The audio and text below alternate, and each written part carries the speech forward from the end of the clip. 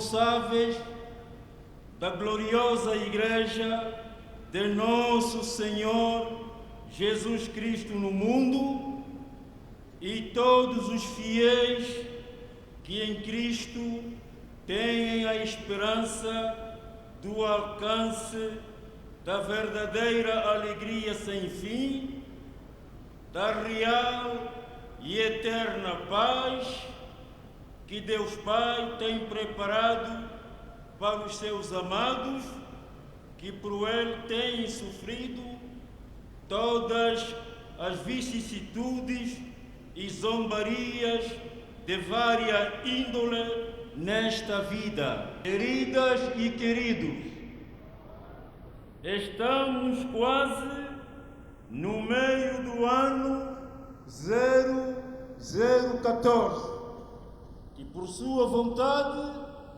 consagramos como o ano da solidariedade, da leitura, da interpretação da lei de Deus neste milênio de Cristo. Os acontecimentos vividos nestes primeiros 6 meses devem merecer uma atenção especial de todos os eleitos que têm responsabilidade de ler e interpretar os sinais dos tempos de acordo com as Sagradas Escrituras. Segundo a sua ordem, quero comunicar a cada um de vocês e em cada um dos eleitos que os acontecimentos que sucederam, tanto na Igreja, assim como no mundo em que vivemos, são sinais evidentes de que algo não está indo bem entre os filhos dos homens.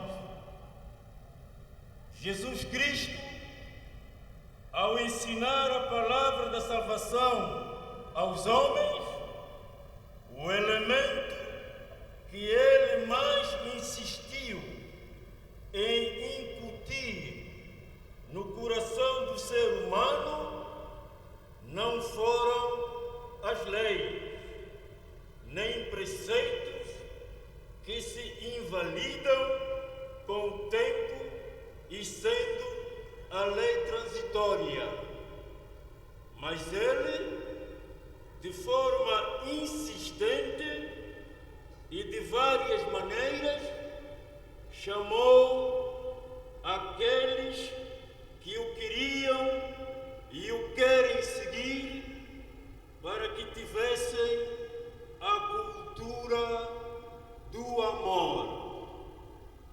O amor está sobre todas as leis e preceitos. Não é por acaso que ele recomendou e deu a conhecer que havia 2 mandamentos mais essenciais para que o homem obtenha a salvação. São Mateus, capítulo 22, o versículo 36 até 40, que cito: amarás o Senhor teu Deus de todo o teu coração e de toda a tua alma e de todo o teu entendimento. Amarás o teu próximo como a ti mesmo. Fim de citação. Amada Igreja, se todos os mandamentos foram resumidos nestes 2, eu pergunto a todos: onde está a razão dos homens que professam o mesmo Senhor, não se amarem, mas andam odiando-se uns aos outros. Há sinais que deveriam merecer a atenção de todos. Jesus Cristo havia dito que no fim dos tempos, entre muitos sinais que antecederiam o fim ou aquele dia, é o esfriamento do amor como resultado do espalhar da maldade. São Mateus, capítulo 24, o versículo 12. E agora, onde estão vocês? Do lado do mal ou do bem? Se estão no lado do bem, por que que o amor se vai esfriando a cada dia que passa? Estou preocupado e triste pelo facto de ainda haver entre vós inclinações às obras da carne, as inimizades, a inveja, o adultério, as intrigas, a falta de vontade de orar por parte de muitos e de persistir na obra de Deus. Muitos pensam que a melhor forma de se vingar do seu pastor é não participar dos cultos, ficando em casa. Quem vos disse que este procedimento é de um bom cristão? Não lestes que a fé só vem no ouvir e ouvir a palavra de Deus? Romanos, capítulo 10, versículo 16 até 17. Como é que alguns de vós têm este comportamento, sobretudo nas províncias e no estrangeiro? A vocês que estão no estrangeiro, digo o seguinte: não lestes que a Igreja de Cristo, no primeiro século, teve a sua grande aparição e visibilidade no estrangeiro? Não foi no estrangeiro, isto é, fora de Jerusalém, onde os primeiros discípulos de Jesus Cristo foram chamados de cristãos? Atos, capítulo 11, o versículo 26. O trabalho que estes realizaram não o fizeram pela fé, mas eles reconheceram, como é de praxe, a autoridade dos apóstolos, os quais chamaram de Jerusalém para a Antioquia, ou Antioquia. Não foram novos convertidos que apoiaram seus irmãos na Judeia, no tempo em que a fome profetizava por Agabo e se cumpriu. Amada Igreja de Cristo, protesto-me de vós, se vos deixarem levar pelo espírito do mundo, senão pelo Espírito do Senhor que recebemos em 1949, o que não é outro senão o cumprimento da palavra de Deus que diz, cito, pois esta promessa é para vocês, para os seus filhos e para todos os que estão longe, isto é, para todos que o Senhor nosso Deus chamar, de acordo com o livro de Atos, o capítulo 2, o versículo 39.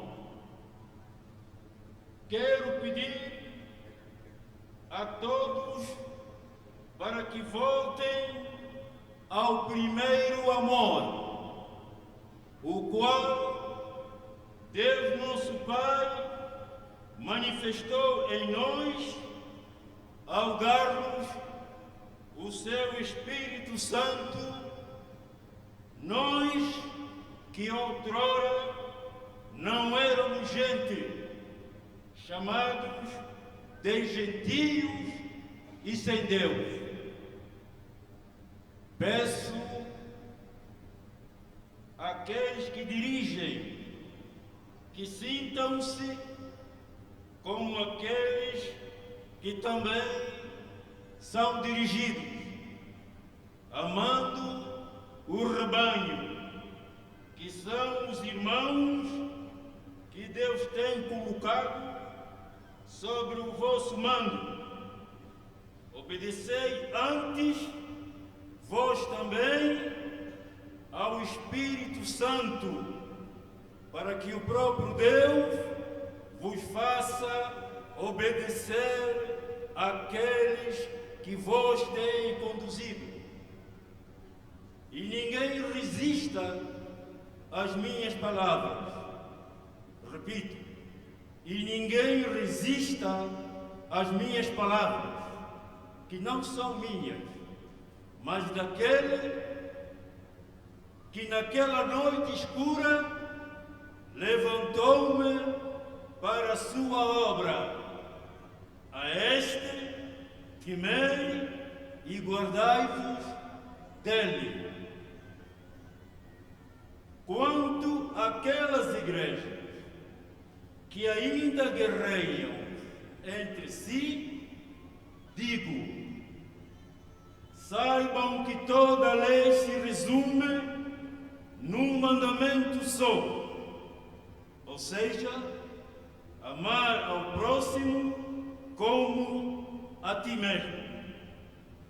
Mas se vocês agem como animais selvagens, ferindo-se e prejudicando-se uns aos outros, então cuidado, para que não acabem se matando. Gálatas, capítulo 5, versículo 14 até 15. O ano está a terminar, estando já no seu segundo semestre. Peço-vos, queridas e queridos, que cada um de vós faça exame de consciência e busque um coração sábio, fazendo coisas melhores no período que falta.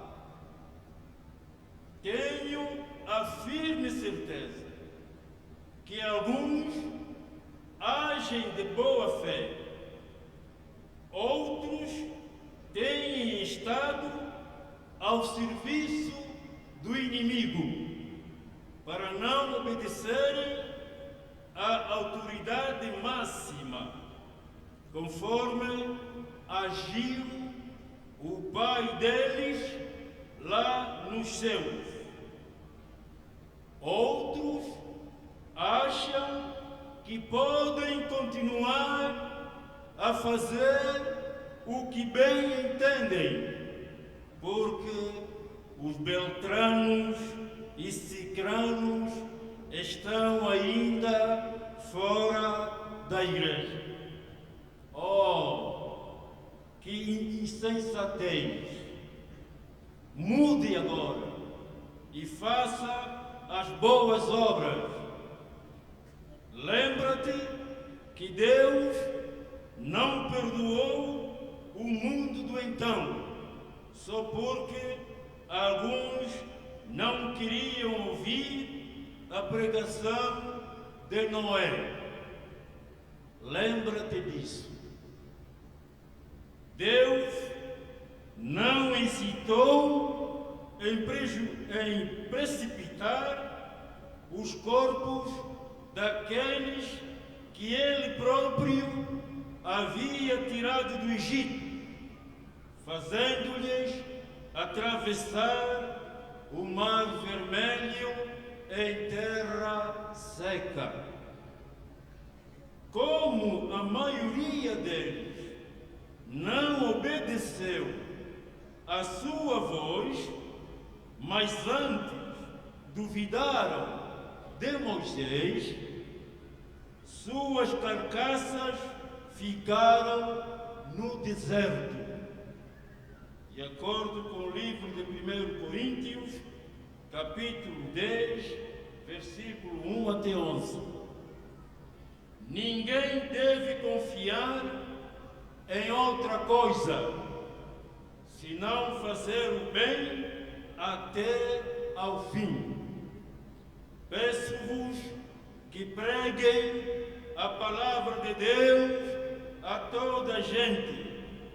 Pode ser que aqueles que estão longe darão testemunho ainda mais forte e firme, porque eles o farão sem inveja nem genealogias.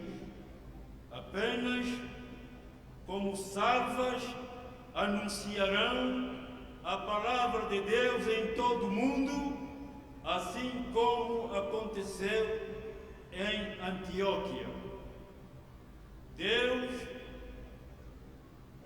deixem os não angolanos receberem a palavra, já que muitos de cá agem na carne, porque viram Moisés e comeram a maná no deserto. Estes, se não se arrependerem, falo e juro com a minha vida, conforme ficaram aqueles no deserto, ficarão também eles. Números, capítulo 14, versículo 22 até 30. Recomendo a todos que se reconciliem uns aos outros e vivam em paz. Deixem que o vosso Deus faça cumprir o seu plano. Leiam todos esta carta, meditem nela, e o Deus dos vossos pais vos mostrará o seu rosto de alegria e de paz.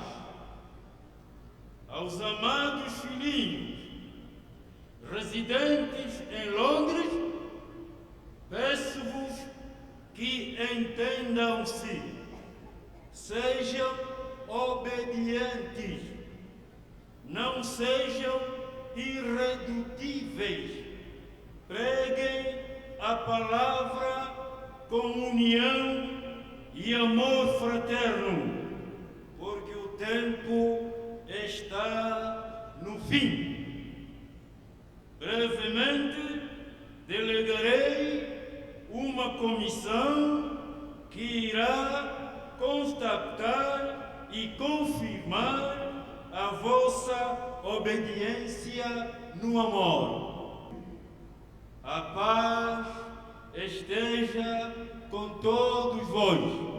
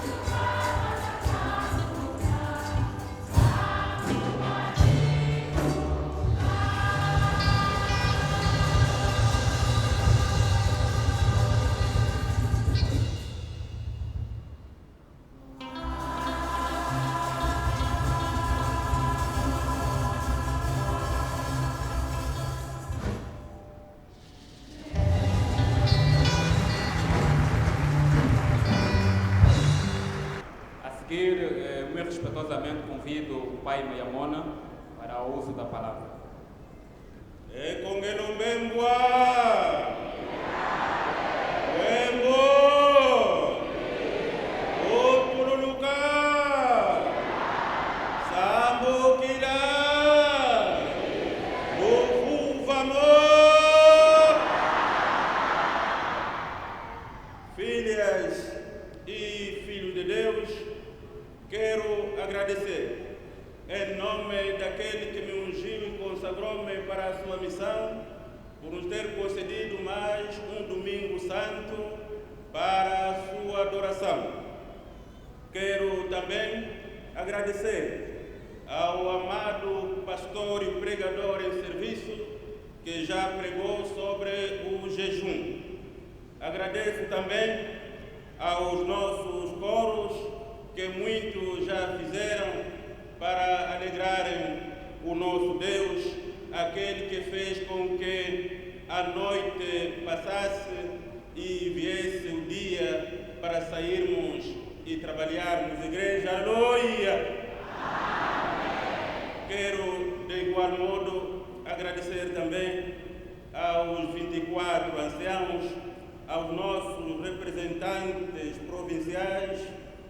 Quando falo provinciais, também estão lá os distritos, para mim, que são também províncias eclesiásticas. Igreja, aleluia! Por isso, amada Igreja de Cristo, gostaria de cumprir, em nome daquele que me consagrou, e como já é o 7º mês, começar imediatamente com a interpretação da lei. Por isso, já que são 12 horas, convido a Igreja de Cristo a unirmos-nos em oração, seguindo as minhas palavras. Ouvi, Senhor, a tua palavra e temi. Aviva, ó Senhor, a tua obra no meio dos anos, a notifica. Na ira, lembra-te da misericórdia. Pai nosso que estás nos céus,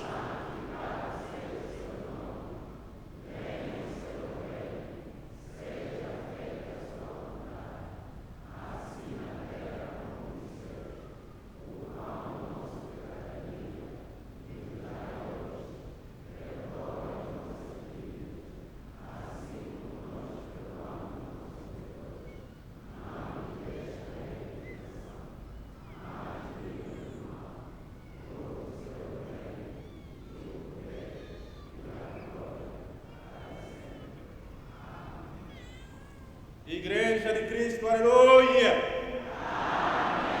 Como já o disse, cumprindo com a minha obrigação, e ai de mim se não fazer, porque temos feito a leitura dos 10 mandamentos, o decálogo da Igreja que Moisés recebeu das mãos de Deus. Mas hoje vamos abrir já a sua segunda fase, que é a interpretação.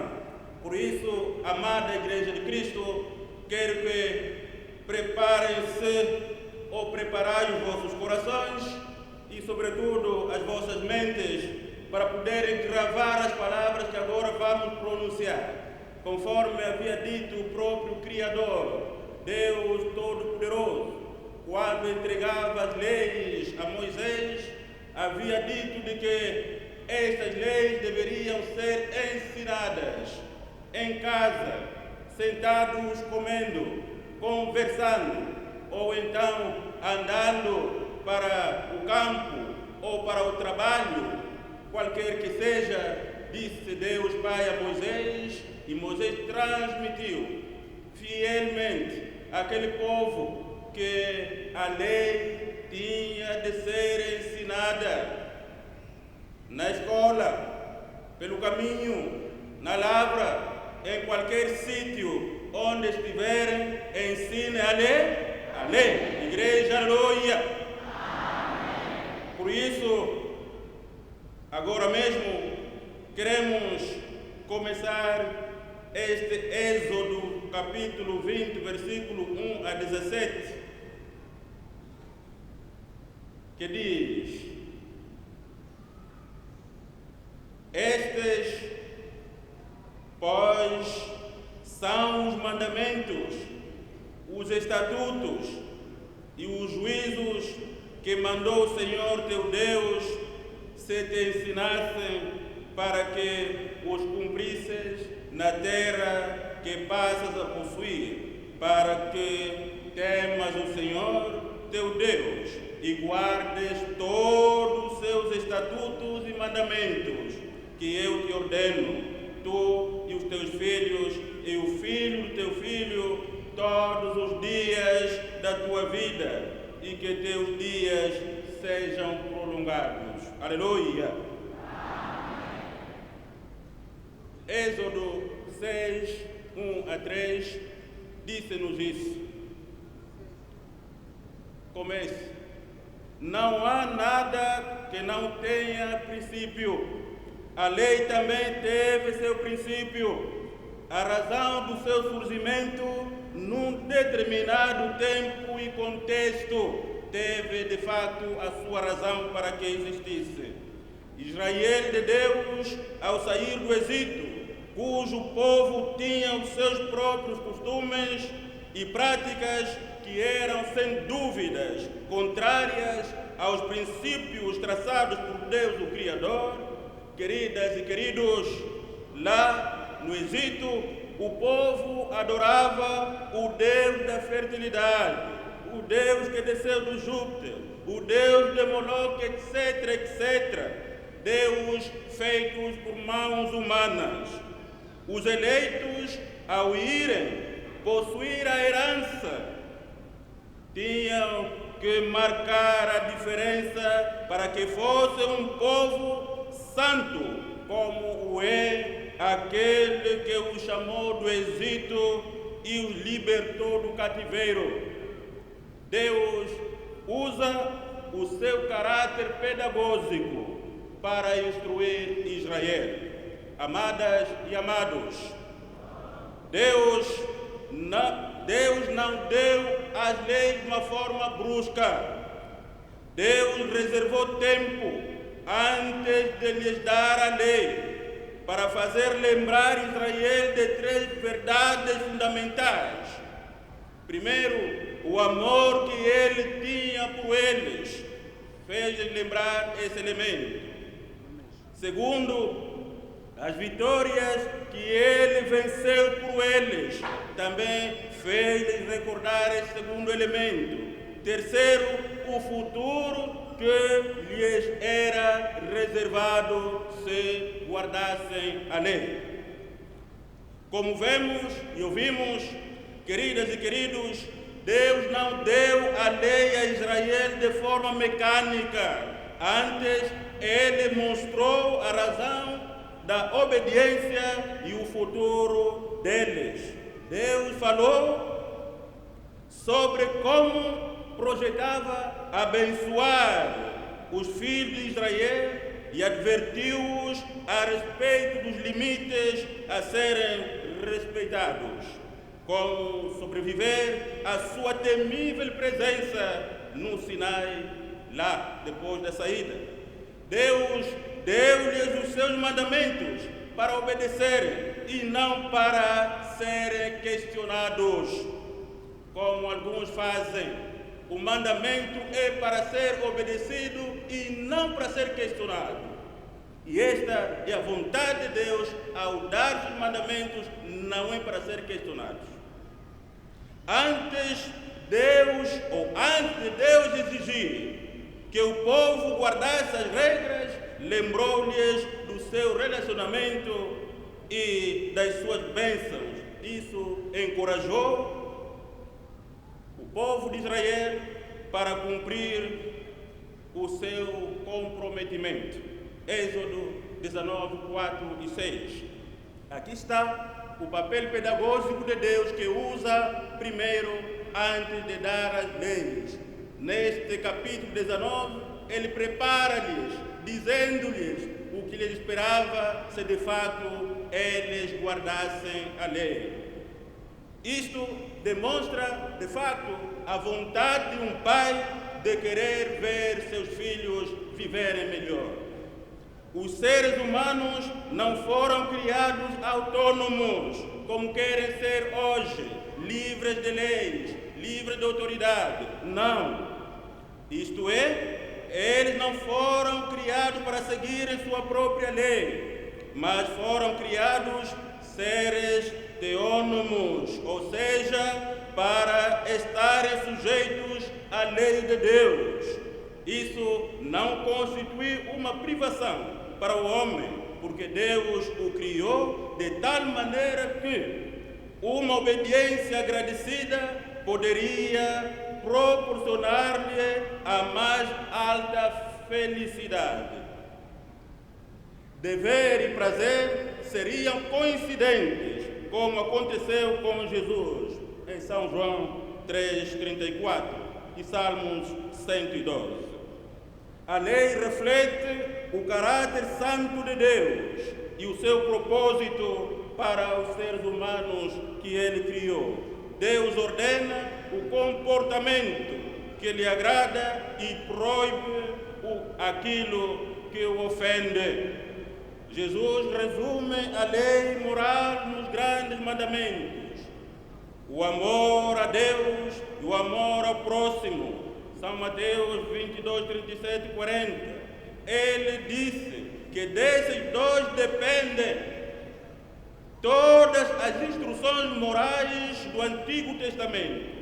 O ensino moral de Cristo e de seus apóstolos é a velha, aprofundada e aplicada às novas circunstâncias, a da vida do reino de Deus, onde o Salvador reina, e na era pós-Pentecostes do Espírito Santo, quando o povo de Deus é chamado a viver uma vida santificada no meio de um mundo hostil.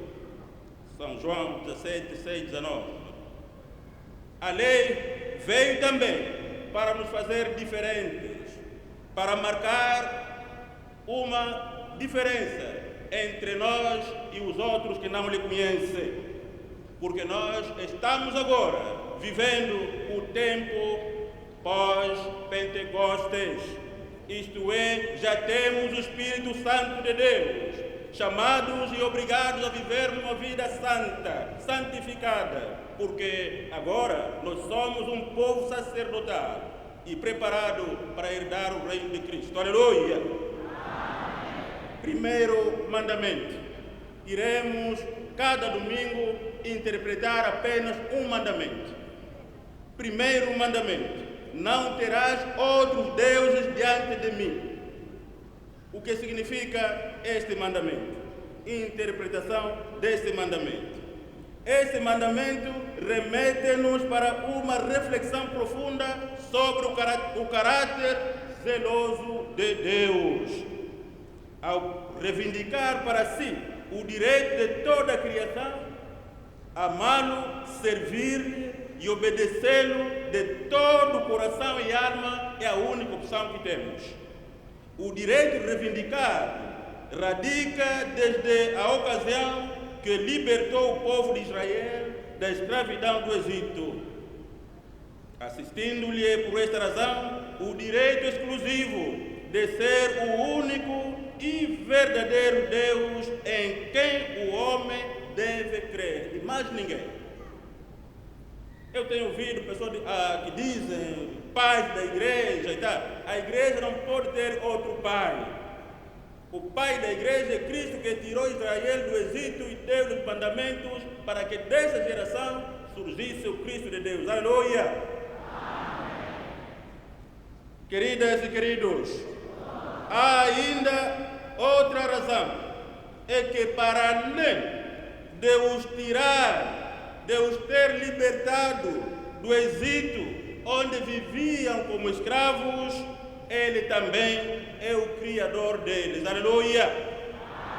Uma outra razão muito importante, para além de os libertar, mas também foi Ele quem os criou. Aleluia! Assim sendo, não deixa qualquer margem de manobra para que o homem arranjasse outro Deus. E alguém dirá, e nós, que não viemos do Egito, para que guardarmos os mandamentos? Já disse eu, estamos agora no tempo pós-Pentecostes. Significa dizer, ao descer o Espírito Santo em nós também fomos libertos, fomos salvos por Ele. Assim sendo, somos também obrigados a guardar a lei. Igreja, aleluia!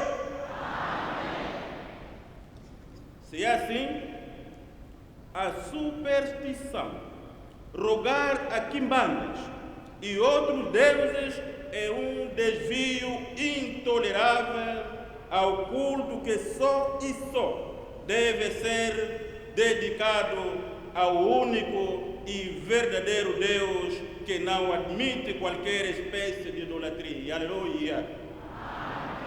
Nesse sentido, não há caminho, não há lugar para adoração a outros deuses. Qualquer busca a quimbandeiros, a adivinhos, é um desvio que não deve ser tolerado pela igreja. Aleluia!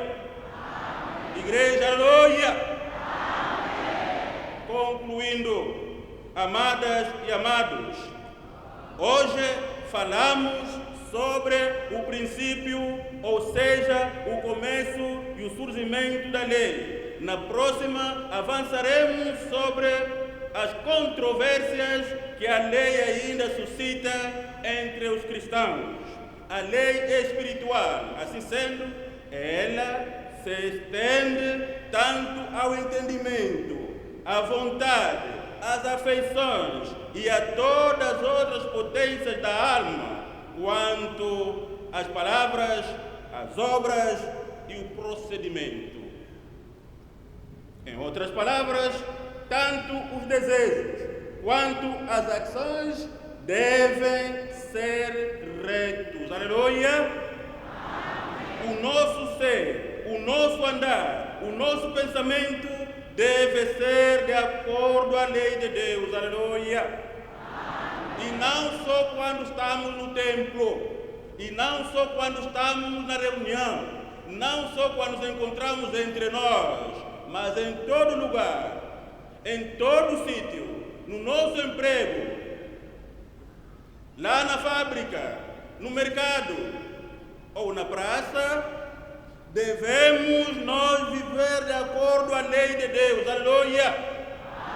O nosso vestir, o nosso casar, a forma de nos amarmos deve ser somente e exclusivamente de acordo à lei de Deus. Aleluia! Por isso ele disse, não terás outros deuses diante de mim. Igreja, aleluia! Quem que gosta de ir aos quimbandeiros, levanta a mão.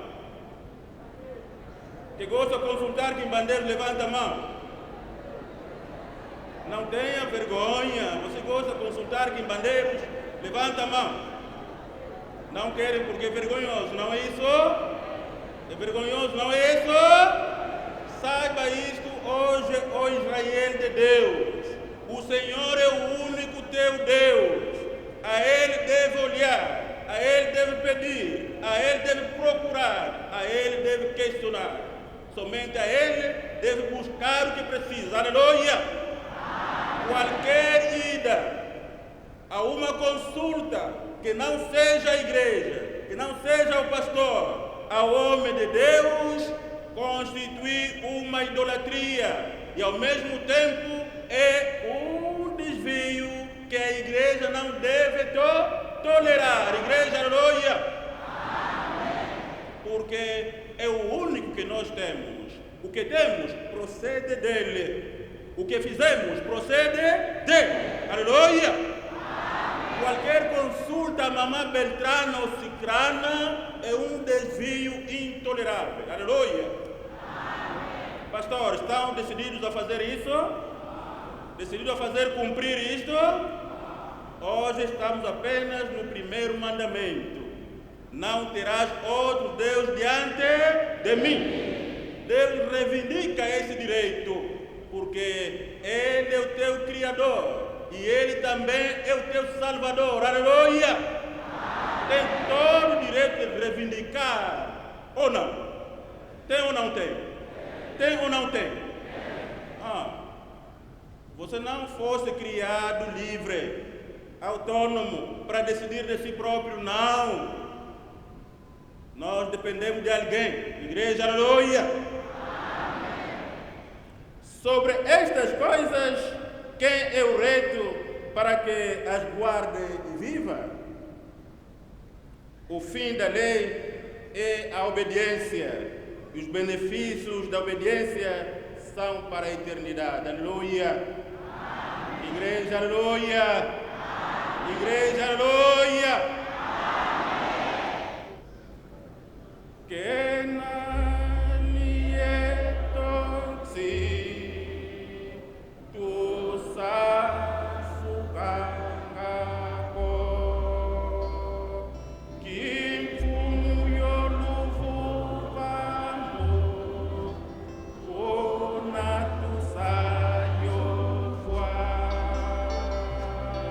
aleluia aleluia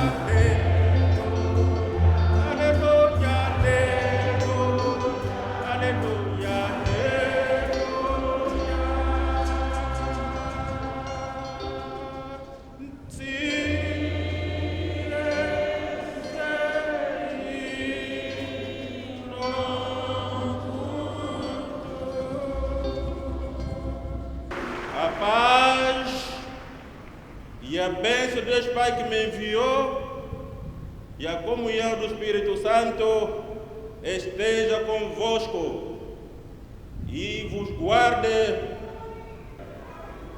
desde agora e para sempre. Amém.